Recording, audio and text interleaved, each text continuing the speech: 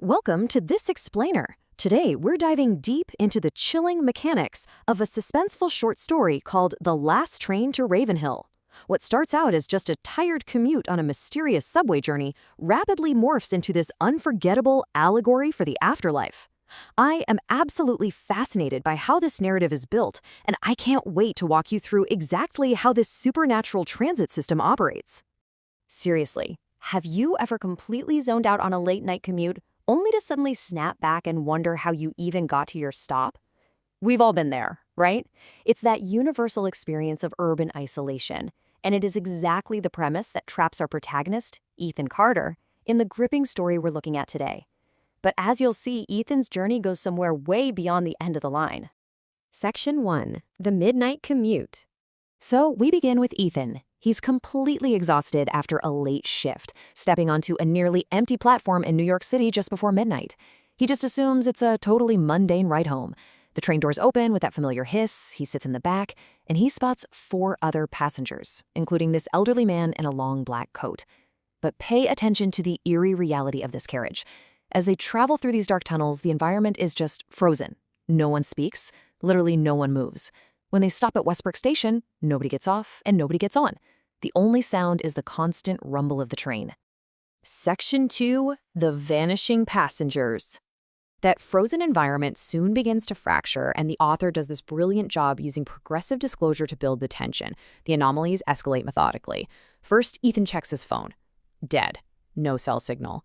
Next, the lights flicker and plunge the carriage into total darkness for just a second. When they come back on, the sleeping businessman has mysteriously vanished, but here's the kicker. His briefcase is still sitting right there. A few minutes later, the lights flicker again, and a nervous teenager is completely gone, leaving only his backpack behind. The travelers are mysteriously vanishing into thin air, but their worldly possessions are being left behind. Naturally, panic starts to set in. Wouldn't it? Ethan stands up, yelling out to the empty carriage, and that is when he gets this incredibly chilling response. A young woman looks up from her book and just whispers, "You shouldn't walk around." That right there is a massive red flag.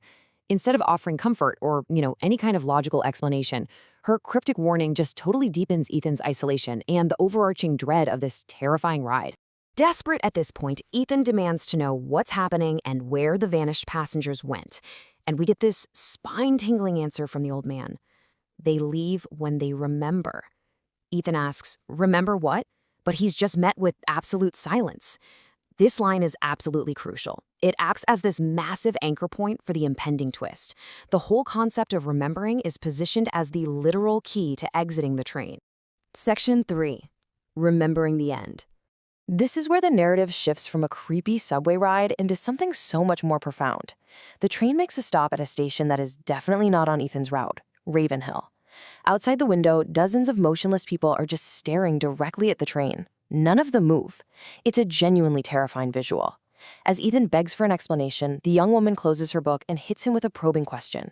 She forces Ethan to look past his immediate, comforting assumption about just finishing a long shift at work, and pushes him to dig deep into his suppressed memories. Before that, she urges him. Urged by the old man to try harder, Ethan forces his eyes closed. And suddenly, fragments of memory hit him in this rapid, jarring return of consciousness. Rain, a loud horn, blinding headlights, screaming, and finally, a terrible crash. Ethan remembers losing control of his car on a rain-soaked bridge earlier that evening. He remembers the visceral impact, and then just nothing. With tears in his eyes, Ethan whispers, "I'm dead." And the young woman simply nods and replies, "So are we." Wow. This is the heartbreaking realization that instantly recontextualizes the entire story we've just read. The empty seats, the abandoned belongings, it all suddenly makes perfect sense. The other travelers hadn't mysteriously vanished at all. They had simply managed to recall their own deaths in the physical world, and by doing so, they were finally able to move on. Section 4. Anatomy of an Allegory. Now that the twist is fully out in the open, let's deconstruct the actual mechanics of this supernatural transit system, because it operates on some very specific rules. Step 1. The soul boards the train completely unaware of their own demise. Step 2. They start to notice the anomalies, slowly stripping away the illusion of the physical world. Step 3 is the hardest part. They must recall their physical death. Processing one's own death is essentially the mandatory fare required to reach step 4, which is stepping into the light. And that leads us directly to the last stop.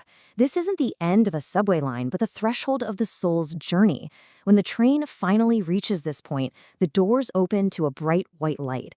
The young woman says her goodbyes and steps into it, vanishing.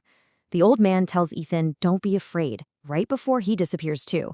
This station represents the ultimate destination of acceptance. Section 5. The cycle repeats. So now, Ethan is left entirely alone on the train with the doors open. He slowly stands up, takes one final breath, and steps into the blinding light, finally accepting his fate.